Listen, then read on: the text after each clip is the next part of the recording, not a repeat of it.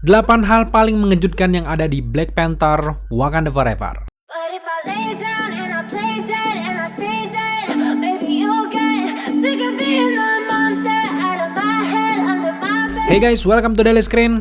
Black Panther Wakanda Forever nggak ada mati-matinya buat kita bahas, karena di sepanjang film ini ada banyak sekali hal yang bisa kita diskusikan, bicarakan. Karena ini kalau kalian perhatikan ada banyak sekali detail tersembunyi di Easter egg yang mungkin teman-teman yang lain lewatkan, tapi justru kita yang sadar, wah ternyata ini maksudnya, itu maksudnya.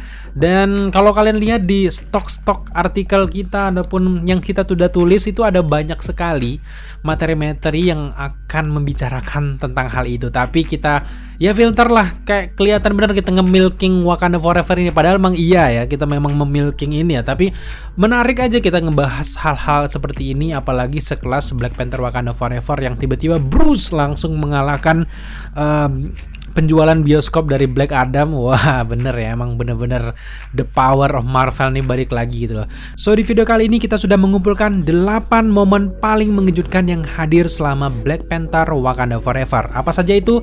Yang pertama adalah intro dari Marvel yang ada di film Black Panther Wakanda Forever. Jujur gue memang menduga bahwa akan ada penghormatan spesial untuk Chadwick Boseman, entah itu cuplikan dan sebagainya. Tapi gue bener-bener gak menduga si Marvel ini benar-benar meletakkan elemen kejutan persembahan untuk Chadwick Boseman ini di intro ataupun pembukaan dari logo Marvel, di mana di setiap logonya itu ada wajah-wajah dari Chadwick Boseman sebagai T'Challa yang hadir sejak Civil War hingga ke Black Panther yang pertama, dan bahkan mungkin juga yang ada di hingga Avengers Endgame kalau nggak salah. Nah ini sesuatu hal yang benar-benar di luar yang kita minta gitu. Kita kan memang minta awas gini harus ada nih persembahan untuk Chadwick Boseman, setidaknya kayak penggambaran pemakamannya ataupun cuplikannya ataupun dialog-dialog yang menyinggung T'Challa. Ternyata kita diberikan lebih oleh sang sutradara dan juga Kevin Feige. Dan yang lebih mengejutkan lagi adalah intronya tuh nggak ada musiknya sama sekali, hening dan solo-solo. Ini tuh benar-benar penghormatan untuk mendiang Chadwick Boseman, adalah salah satu aktor yang benar-benar gue favorit. Dan di situ mulai tuh mata kita mulai berkaca-kaca, bahkan orang di sebelah gue tuh wah udah mulai nangis. Anjir ini sih best moment ya, sebuah persembahan yang salah satu persembahan untuk mendiang yang paling epic yang sepanjang gue lihat film ya. Itu benar-benar menarik sih.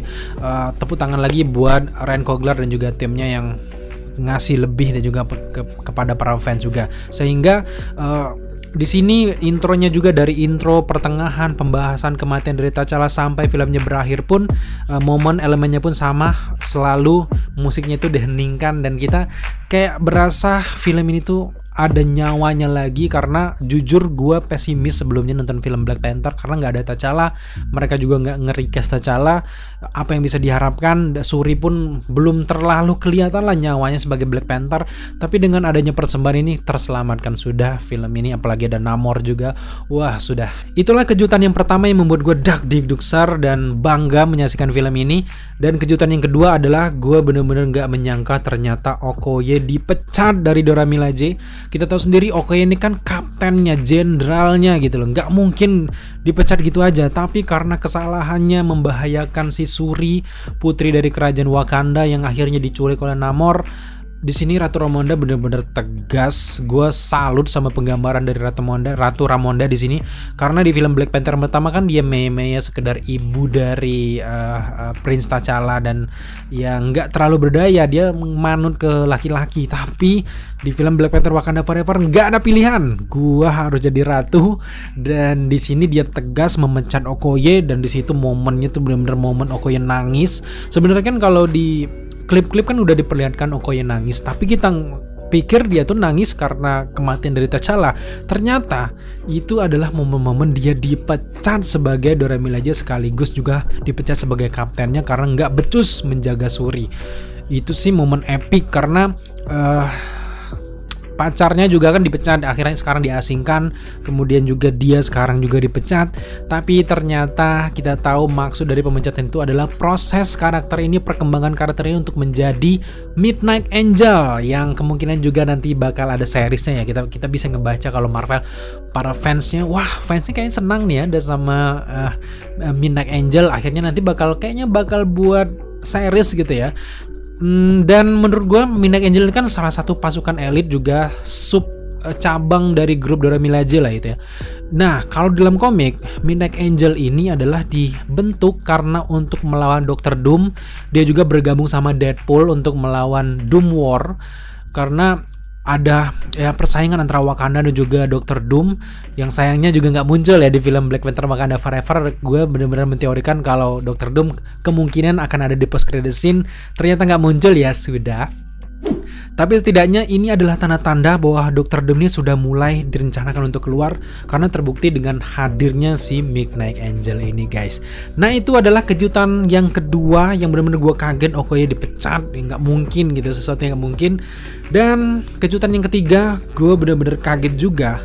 Setelah kematian dari T'Challa, tiba-tiba Ryan Coogler ini sekarang mengejutkan membunuh karakter dari Ratu Ramonda, yang kita pikir dia ini adalah ratunya selanjutnya, karena Shuri kan nggak mungkin, dia nggak mau memimpin kerajaan, dia masih bocil juga, dia pengen berkarya, pengen di laboratoriumnya aja, nggak mungkin lah Ryan Coogler membunuh Ratu Ramonda. Ternyata di Black Panther Wakanda Forever ratu ini langsung dibabit mati-matian sama Namor ya, ditenggelamkan ya.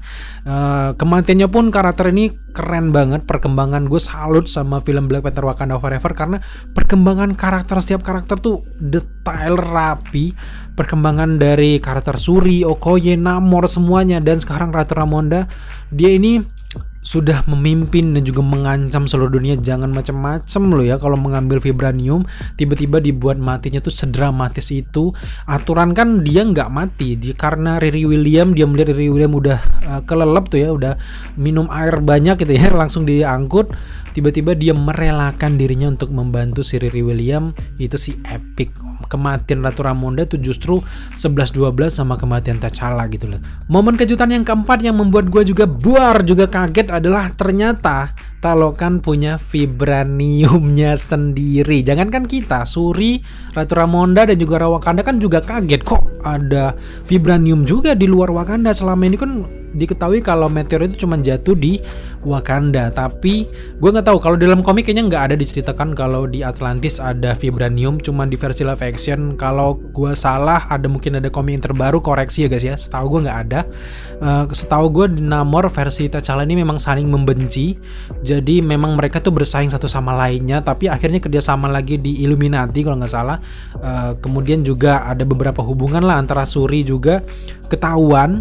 Akhirnya mereka musuhan lagi. Memang ada rivalitas kuat dari T'Challa, tapi bukan karena vibranium. Di sini ternyata diceritakan vibranium itu nggak cuma ada di Wakanda, tapi ada juga di Talokan. Karena dari pecahan meteor tersebut nggak cuma jatuh di daratan, ternyata juga jatuh di lautan. Akhirnya diambil oleh warga Talokan ini guys, Rise Talokan ya. Cukup masuk akal, sangat masuk akal bahkan kalau di versi live actionnya, karena nggak mungkin kan Wakanda memperoleh kekayaan itu sendiri. Ketahuan sekarang, dan itu bener-bener mengancam guys.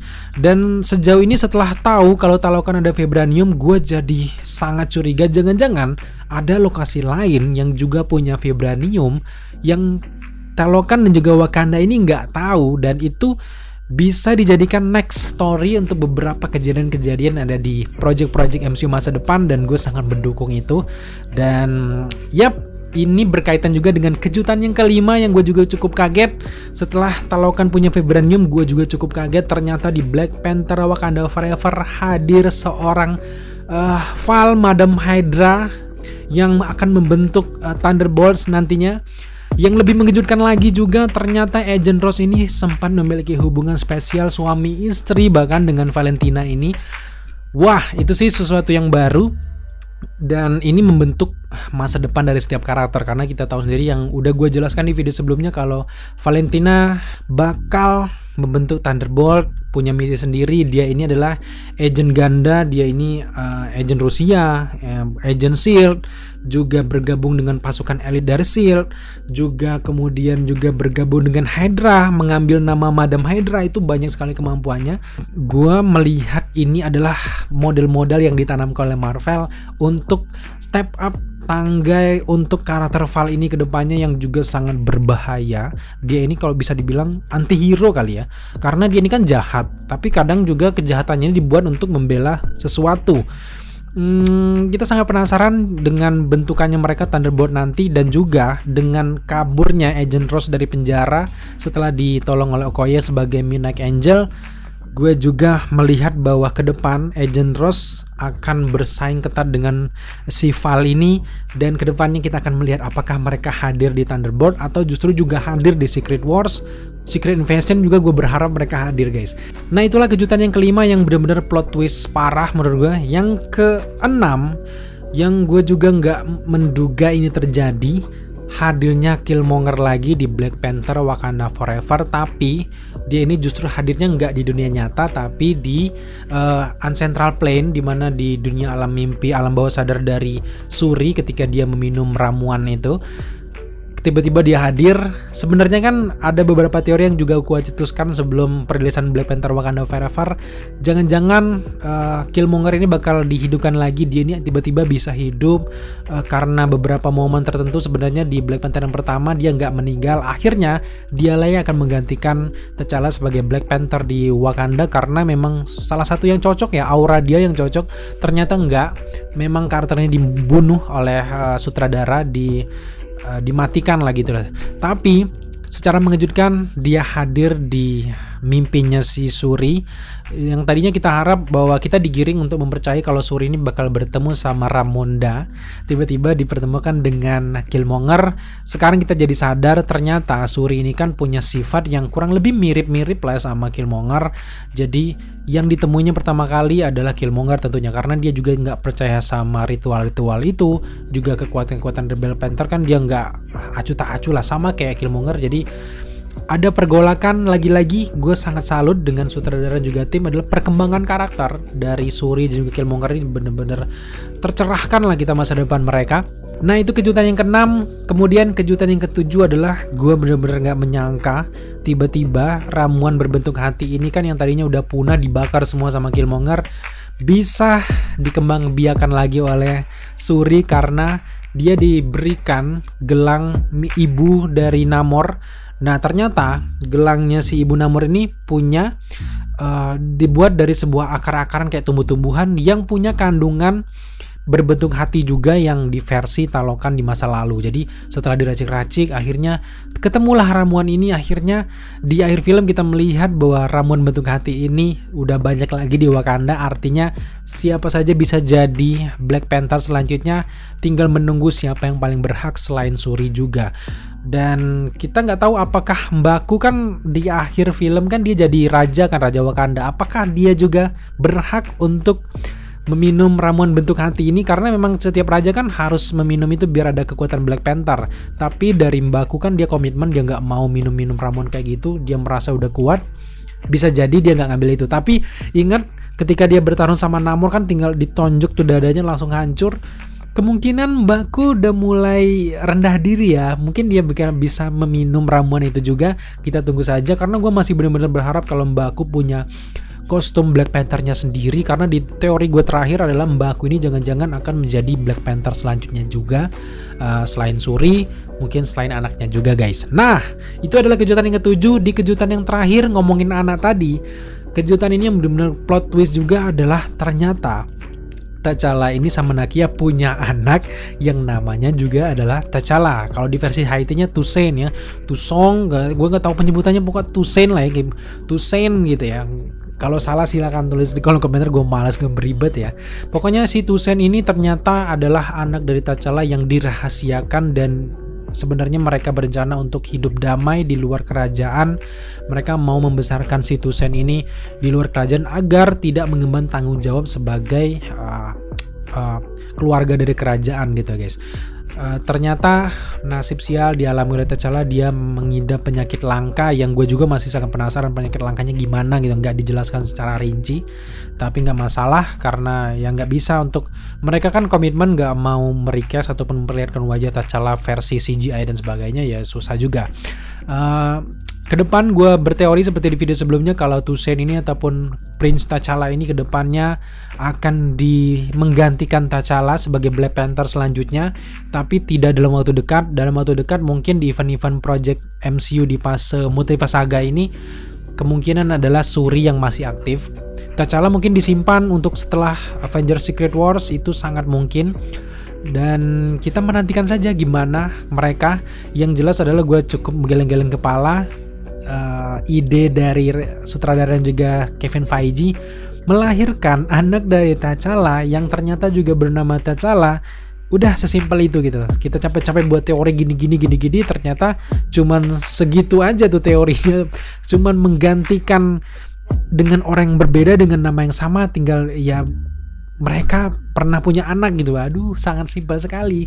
Jadi buat teman-teman yang mungkin ada beberapa yang ngeledek, oh teori salah dan sebagainya, itu kan teori dugaan yang membuat kita hype dengan filmnya. Bisa bener, bisa enggak. Kalau bener ya syukur, kalau enggak ya coba lagi gitu loh. Jadi jangan segan-segan dengan jangan capek-capek untuk membahas beberapa teori ke depan mungkin di project-project Marvel selanjutnya. Nah itulah guys 8 kejutan yang paling bombastis selama Black Panther Wakanda Forever. Apakah kejutan yang udah kita sebutkan tadi sama dengan kalian semuanya? Atau kalian punya kejutan sendiri? Mungkin kalian melihat kostum dari Riri William yang tiba-tiba diperlihatkan yang sangat canggih dari vibranium juga, atau kalian punya kejutan-kejutan lain, jangan lupa tambahkan di kolom komentar dan akan gue baca dan kita bahas bareng-bareng guys. Thank you buat teman-teman sudah menyaksikan video ini sampai akhir. Nantikan terus video-video kita selanjutnya, baik itu review, teori, dan juga perkembangan film-film. Jangan segan-segan untuk like, komen, dan share, serta buat teman-teman yang belum subscribe, jangan lupa subscribe. Thank you, tetap jaga kesehatan kalian.